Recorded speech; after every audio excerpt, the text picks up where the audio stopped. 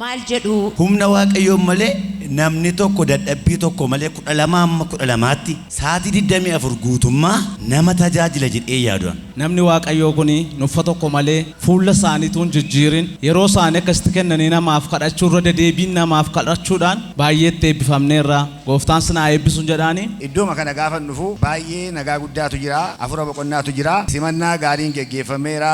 Simannaan namoonni mana kana keessa jiran namaa godhan simannaa addaati. Raajiin keenya Raajii Mintesinot kan inni nu godhe nuti warra taa'u dadhaba malee isaan utuu hin dadhabin tu nama tokko hin nuffin hamma kana yeroo isaan itti kadhatanii waan baay'ee agarra. Nama umni waaqayyoo guyyaa tokko ittiin hir'anne daqiiqaaf ittiin hir'anne waaqayyoo dhuguma afaan godhate taasa'u namnas hin jirre fiilmii itti fakkaachuu danda'a waan fakkeessatti fakkaachuu danda'a. TV'n kun sobaa namuma tokkotu kaasanii kompiitaraanii adeemsanii deebi'anii immoo isuma 2-3 godhu gaafa galu nama kanatti itti deebi'a kan jedhamu namoonni baay'ee taasa.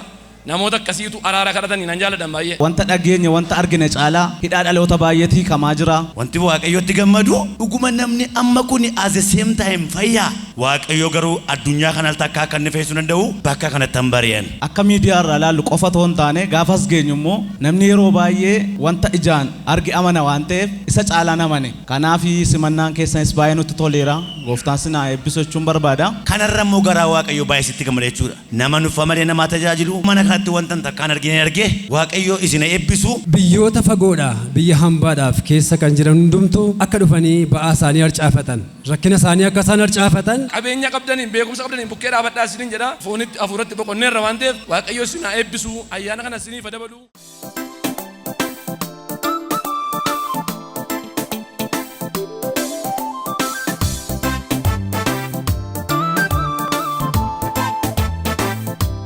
Tolee kabajamtoota daawwattoota TV Handoof Gaad mana keessanis kan jirtan addana kanas teessanii kallattiidhaan qophii galateeffannaa kadhata marsaa 32ffaa daawwachaa kan jirtan egaa qophii keenya tokko lama utuu jennu asiin geenyeeti kan jirru yeroo ammaa kana immoo yerootti yaada amantootaa dhageenyudha jechuudha. Amantooti isin ana duratti argitan kuni biyyoota garaagaraa magaalaa garaagaraa irraati kan isaan dhufanii garuu waa'ee tajaajila mana kana keessatti argatanii maal jedhu kan jedhu wal wajjin daawwannee walitti deebina jechuudha. Obbolooti koo irra deebi'ee baga waaqayyo isin gargaaree baga nagaan dhuftan isiniin jedha. Maqaa keessaniif magaalaa irraa dhuftan caqasuudha. Guyyoota sadan kana fulbaana 23 haga 25tti yeroo kadhataa ajaa'ibsiisaa mana kana keessatti dabarsaa turtan waan ta'eef yaada keessan nu laachuu dandeessu itti fufaa. Maqaan koo Getaachoo Akkumaan jedhama kanan dhufee Wallagga Lixaa aanaa Baabboo Gambeelii irraati.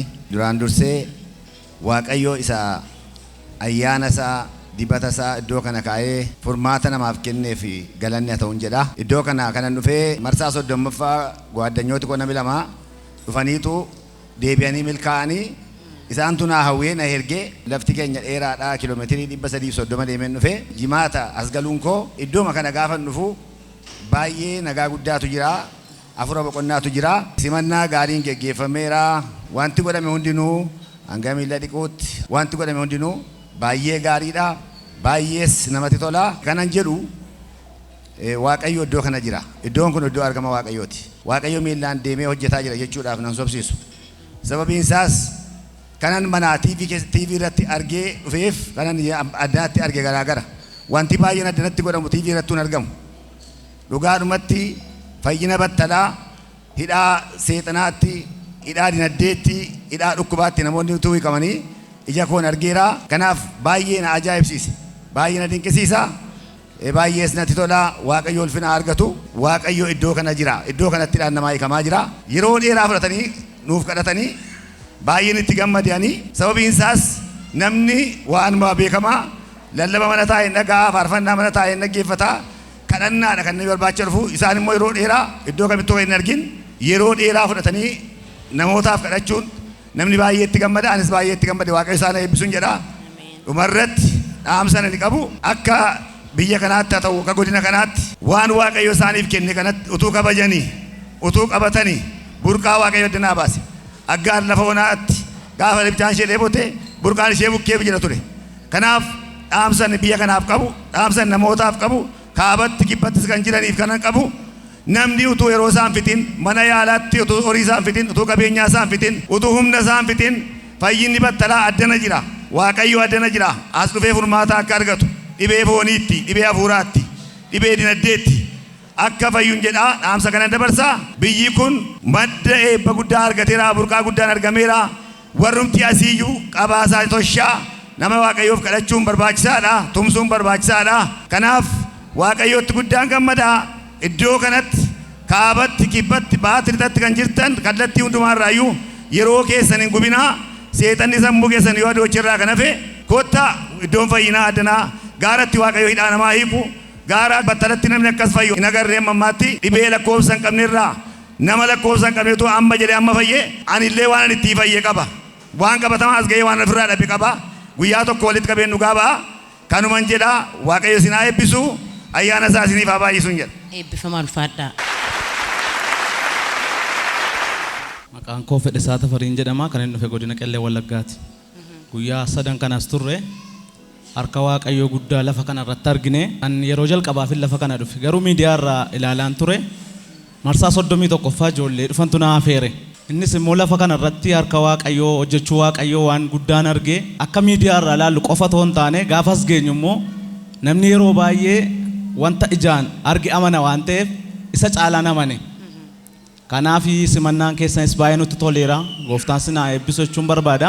Itti dabalee immoo namni waaqayyoo kuni nuffa tokko malee fuula isaaniituun jijjiirin akka kanatti dhimmanii yeroo isaanii akkasitti kennanii namaaf kadhachuu irra dedeebiin namaaf kadhachuudhaan baay'eetti eebbifamneerra. Gooftaan sinaa eebbisuun jedhaani. Gara biraan immoo keessummoota mana kanaa baay'een sinitti gammadee gooftaan bara keessan kabajuu baay'ee nama kabajuu baay'ee namatti tola. Wanta dhageenya wanta argine caalaa hidhaa dhaloota baay'eetii kamaa jira.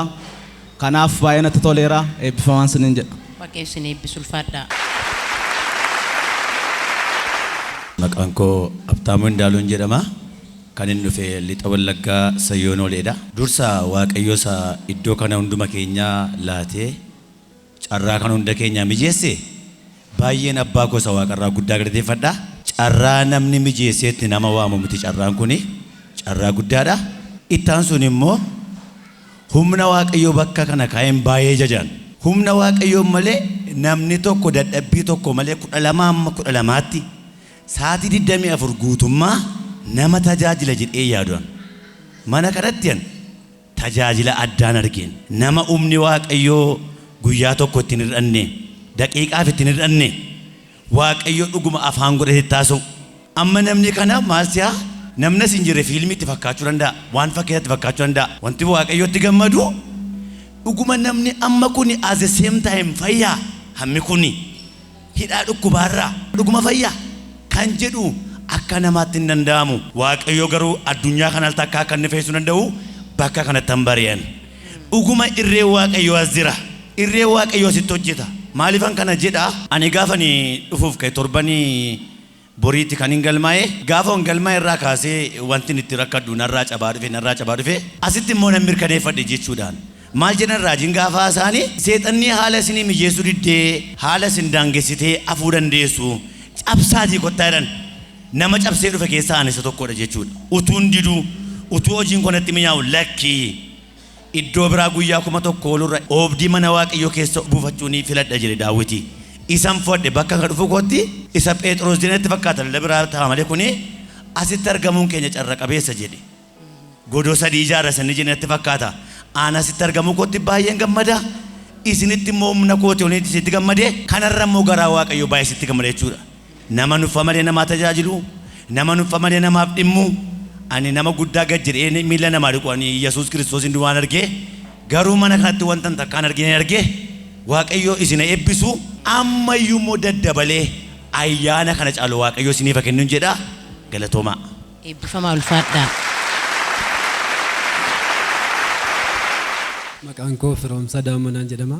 Godina Qellee Wallaggaa magaalaa Dambidolloo irraa dhufe. Hojiin as keessatti hojjetamaa jiru alaarraa kaasee ulfina ajaa'ibaa kabaja namaaf qabanii gaarummaa namatti agarsiisuudhaanii keessumsiisuudhaanii warra hojjetaa turanii xiqqaadhaa kaasee amma guddaatti ulfina waaqayyootiin gad jedhanii kabaja addaa irratti argaa jaalala addaa irratti argaanii amma ammaatti as geenyeerra waaqayyo dachaa isaan kabajuu isaan eebbisuun jedha. Tajaajila manicha keessaa guutummaa guututti ani baay'een dinqisiifadha dhugaa dubbachuu fi fayyina addaannaa ta'e mana kanatti tanaaf dhugaa seen taasisuu fi ciiseen bulu anu fi kooti ogeessa fayyaati baay'ee na dhukkuba duddi koollee akkasuma kana garaachi koo na deeffachiisaa nyaata akka barbaadetti nyaadhee itti argalfachuu hin danda'u.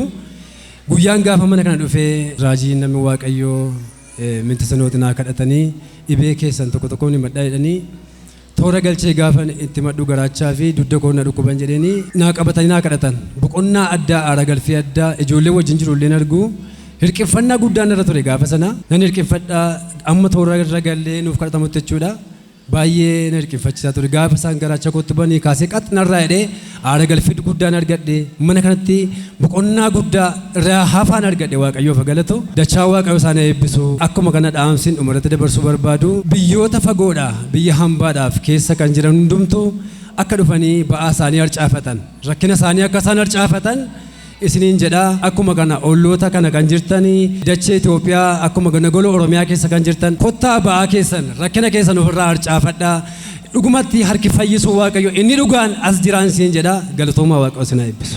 Eebbifamaan fadhaa. Maqaan koo Yaada Amantootaa jedhama. Kan irraa dhufe gimbii duwwaa ja'adha. Ana akka kootte jechuudha.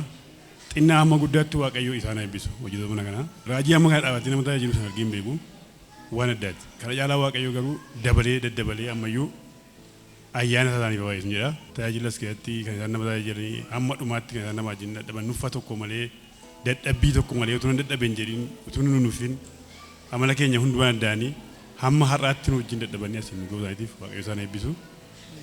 Kana caalaa immoo waaqayyo guddisee itti dabalee ayyaana isaaniif baay'isu jedha.